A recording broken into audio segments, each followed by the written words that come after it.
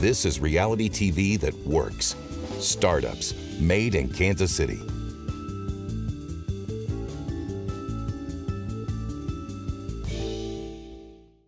Yeah. It's got to happen sometime. How high is your expectation on this?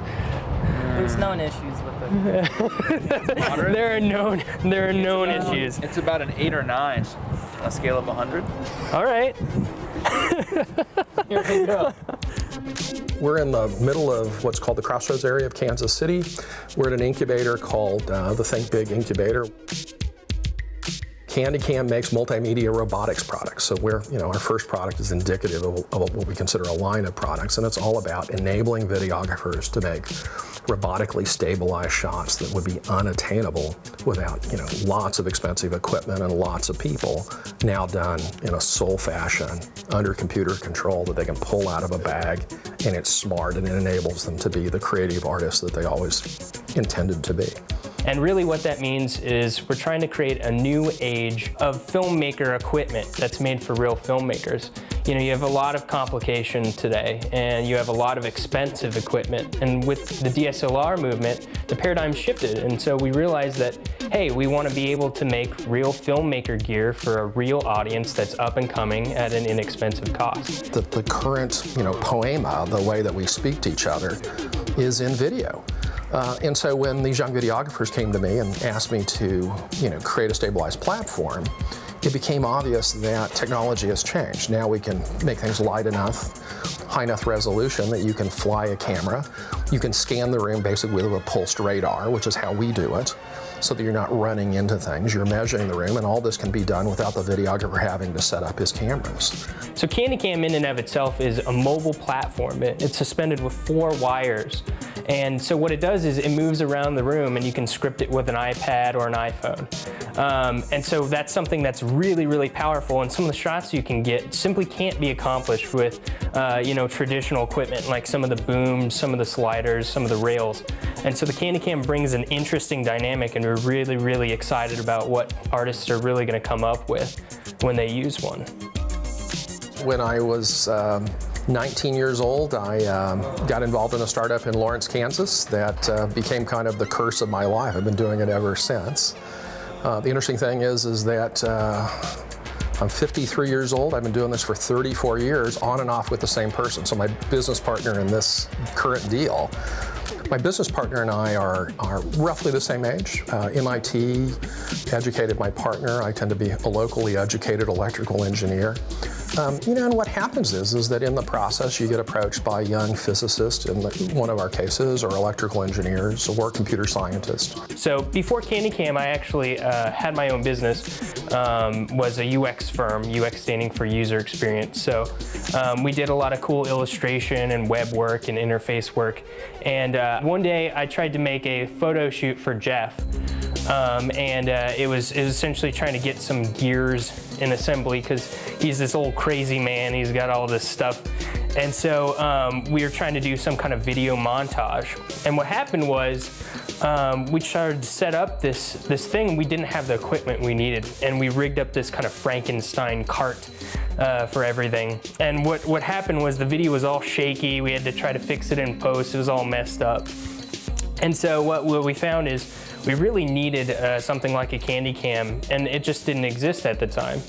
And so that's kind of how I got hooked up with Jeff, is, crazy old inventor dude. We had some crazy ideas, and so we had a lot of skill sets, and we decided to, create a company out of it. So in our case, why is physics important? Because so much of what we do here is pretty complicated math with flight dynamics associated with it. So those are the people you tend to search out. So 11 of our people are all engineers. So almost everyone here tends to have some way a technical degree. Where are these guys going? I'm guessing they're going to the roof to fly the Skyhook.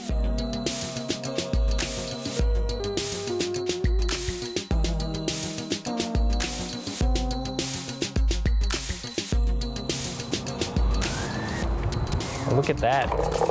This is the dirty little secrets of the hardware startup, is wires everywhere. It looks like a bomb. But really what this is one of our prototypes.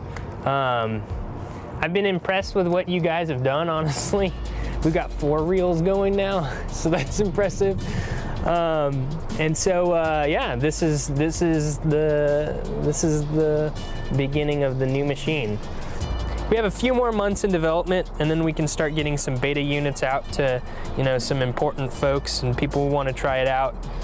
And from there, then, you know, that'll take us where we need to go. So we have a formula that we use, which we jokingly call controlled anarchy.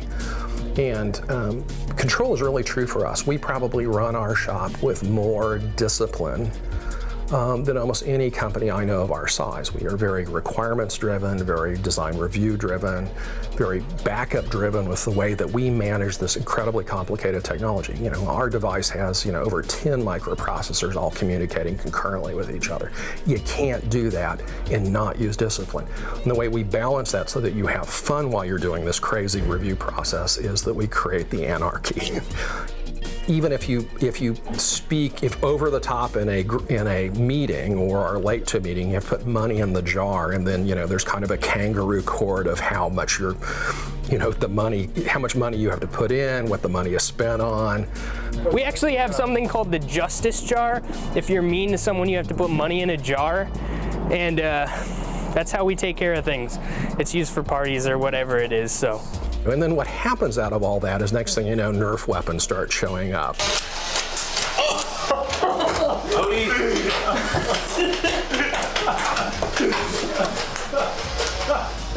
Oh my God. I'm sorry, Schaefer. I'm sorry. I'm sorry. What did you do to Schaefer? I hit him in the face. Oh! This is ridiculous. Are you ready? Ready.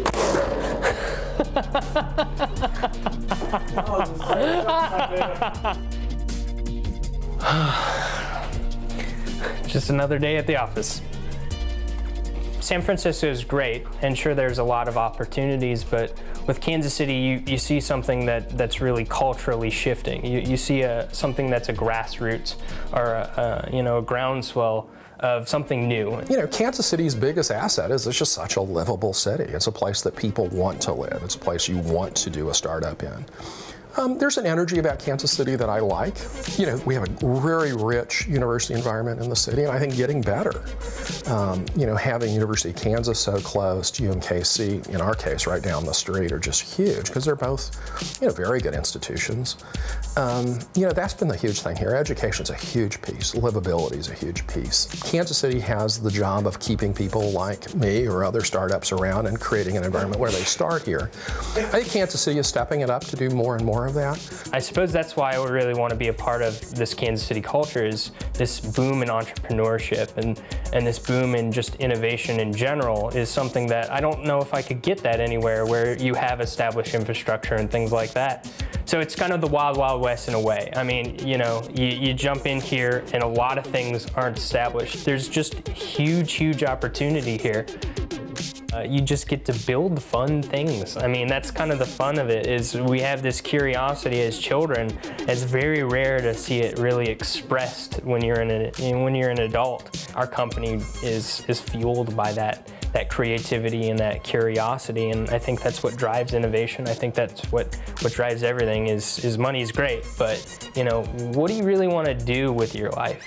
And I think this is a company that really answers those questions, as this is an adventure and this is a ride, and wherever it goes, you're going to experience a lot of fun things on the way, and that's really the point. That's why people make startups, so that's why I think people should make startups.